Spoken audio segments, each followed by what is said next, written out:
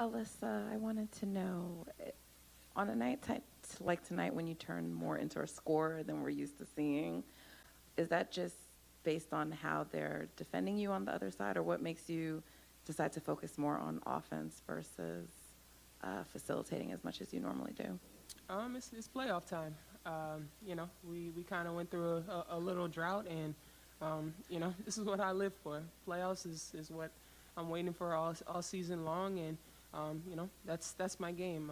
I can hit you scoring, rebounding, assisting, and in that moment, my team needed me to score, and that's what I went out there and did. Over here. Question for Alyssa. Usually Oh.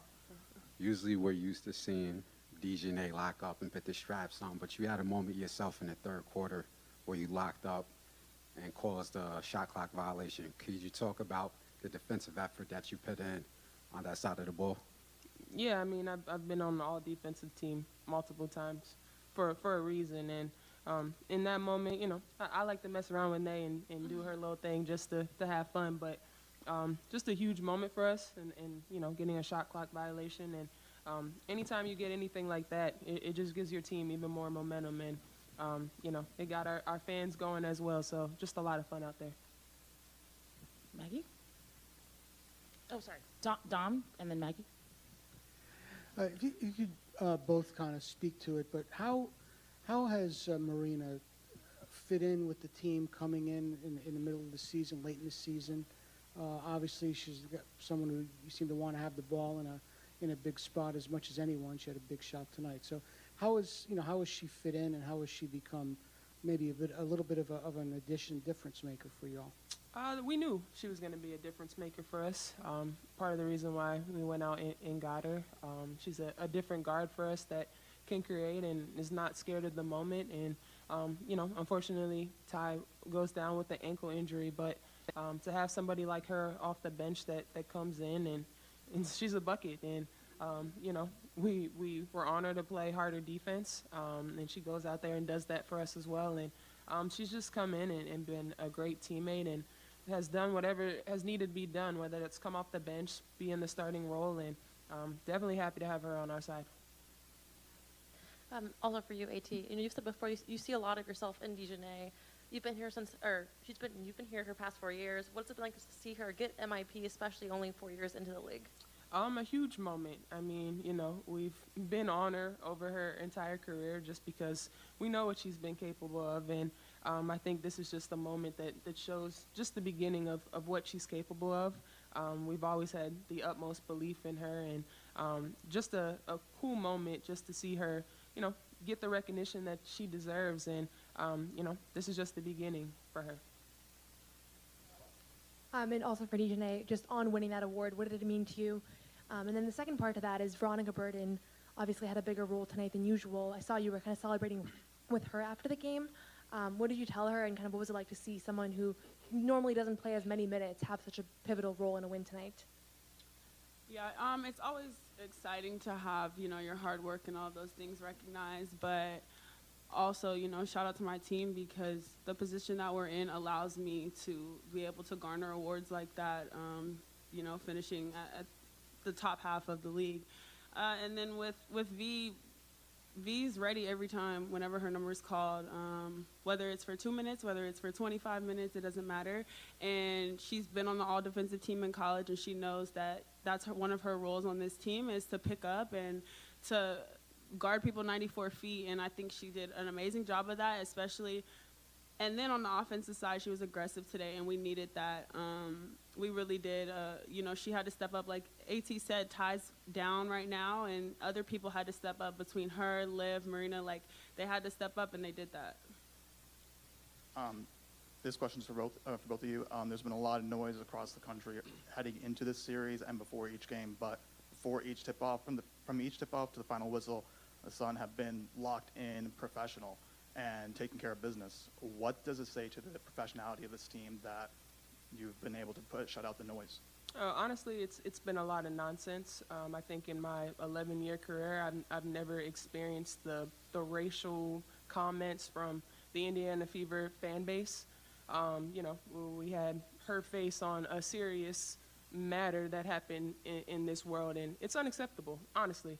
And yeah, there's no place for it, and we've been professional throughout the whole entire thing, but I've never been called the things that I've been called on social media, and there's no place for it. And you know, basketball is headed in a great direction, but nah, we don't want fans that are going to degrade us and call us racial names. I mean, we already see what's happening in the world and what we have to deal with in that aspect. And you know, we come to play basketball for our job, and it's fun, but we don't want to go to work every day and have social media blown up over things like that. It's uncalled for, and something needs to be done, whether it's, you know, them checking their fans or this league checking. There's no time for it anymore.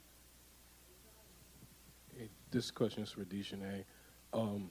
For your fan base and for young girls that follow you and your fan base that's been following you from day one, I mean, they see, you know, the way you play, you know, swag, the outfits, your personality.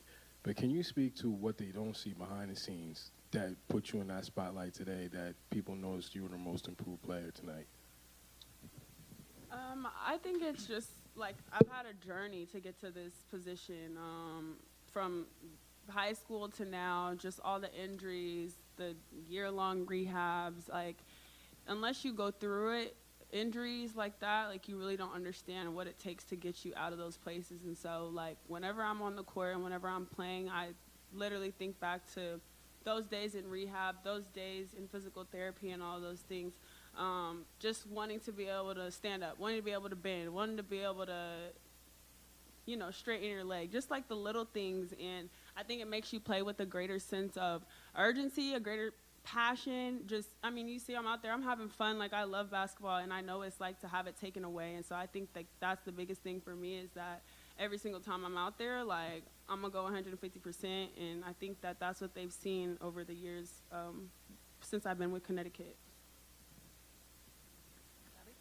Dijonai, so recently you had told me that you recently told me that you didn't think you were going to win Most Improved Player. So what was your initial reaction to winning the award? Yeah, I literally didn't. All right, I'm going to take these out. But no, I definitely didn't think so. And not because I didn't think I deserved it, just because, I mean, Connecticut, we don't get the love and the hype and stuff that we, I think, deserve and have earned. That's first. And second, I've never really, like, won awards before. I've never been an All-American besides, like, academically, which I guess is cool too, but I've never been an All-American. I've never, like, been Player of the Year for the conference, like, you know, different things in college. And so it was just something that I don't get my hopes up for, I guess, more so, for awards and things like that, because you never want to be let down. And so when it did happen, I was super, super surprised. They were like, Kathy wants to call you, and I'm like, oh my God, what did I tweet this time? But it was good, because Jen didn't tell me it was for something good. But yeah, I was just excited. I was at home, and it was a special moment to share. AT, I know you don't know who you're playing next, but you do have a couple days to rest, recover, recuperate. What's it going to take to win that next series, whether it's Minnesota or Phoenix for you guys? Yeah, first, I'm just proud that we finally got it done and won a 3-game series. You know, we finally locked in and, you know, took advantage of home court advantage. But we're ready. I mean, I think we're tested tonight, and, you know, it wasn't pretty, but that's the nature of playoffs. And we pulled out a gutsy win, but this team is hungry. We're ready. As you can see, you know, our bench, everyone on our bench is contributing as well. And, yeah, we're just having a lot of fun, and we're ready for what the playoff journey is going to unfold. Nay, you know, you're on lockdown season, seatbelt season this year. First, who gave you the name? Where did it come from? And who is on your Mount Rushmore for defensive players? I can't answer the last question, but the seatbelt thing was like me and Ty's little joke for the beginning of the season. I think we actually had a presser here early on in the season, and she had mentioned it, like, it's seatbelt season. And then, like, the click it or ticket, my brother, he came up with that one. So shout out to them. But yeah, we kind of just ran with it. And I don't have a Mount Rushmore. I'm sorry. Taking questions on Zoom. Let's start with Nathan. Question for Dijonai. What do you take away from this team's collective defensive defiance, which forced the people to heavily rely on the game to score with their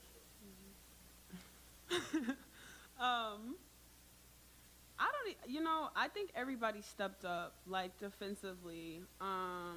We forced them into tough shots, whether it was shot clock violations or whether it was just, last-second heaves. I think Marina did a great job when people tried to ISO her. Veronica, obviously. I had already mentioned that. Liv stepped up huge, and then you know what you're going to get from AT and DB every day. And so I think it was just a complete team effort defensively. We obviously had our laps and things that we struggled on, whether it was rotations or coverages, but I think we stepped up when we needed to. And last question from Kevin.